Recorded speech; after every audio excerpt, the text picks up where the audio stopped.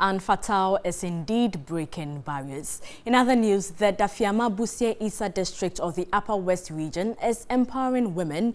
A cashew project, which started with over 51,000 seedlings, has not gotten to the planting stage. Bright Nana Amfo reports 1,200 farmers are now planting between 1 and 2 acres of cashew trees. They are excited. The excitement is because they will now be able to generate some income. In fact, nursing these seedlings is already paying. She's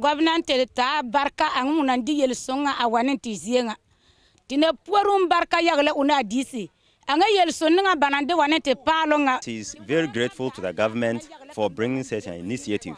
She said they have been hearing of cashew is very good for farmers. That is very beneficial. But they were wondering where to get the seedling to transplant. Now that the government have bring it to their doorstep, they will say thank you to the government because they know in future their children will not suffer. The assembly got these women hooked onto government's Planting for Food and Rural Development program. Cashew is to be made a cash crop in the district.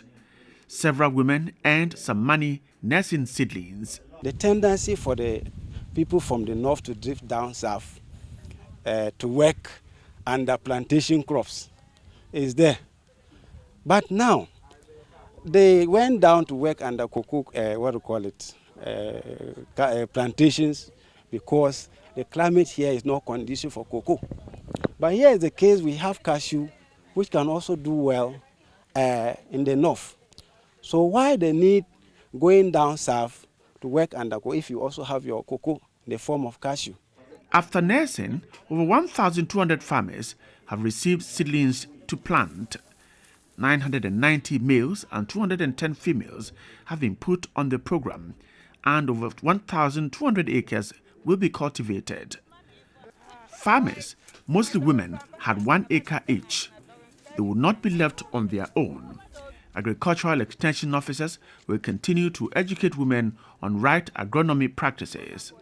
We are always monitoring, giving constant monitoring, ensuring that whatever is required, whatever requirement is in terms of technical support, we give to her.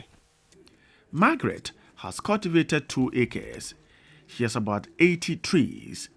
Empowering herself is key in this whole endeavor. She'll be able to look after her family and support her husband. Getting irrigation is key to the survival of the trees in the savannah area. And so after getting funding for farming, the next headache is water to irrigate the farms.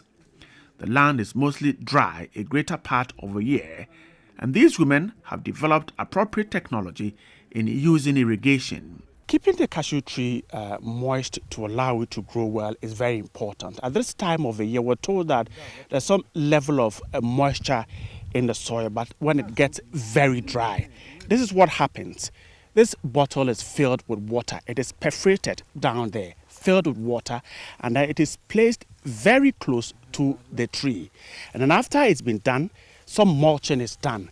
This is to keep the soil there moist all the time. We're told that for 3 days, the water in the bottle can continue dripping and keeping the cashew tree with some level of water until 3 days after that it can be changed.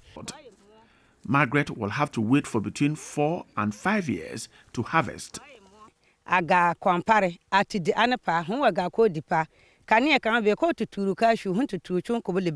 this planting, it can help them further their children's education, because once they were there idling, the children will go to school to a certain level, because you don't have the financial to support him or her to further education. The person will stop. But because of this family, they can further up their education. Meanwhile, she's intercropping so she can harvest and sell while waiting for the cashew to mature. The assembly says the cashew project is to support women. By 2020, at least every peasant farmer should be able to have at least 2.5 acres of cashew.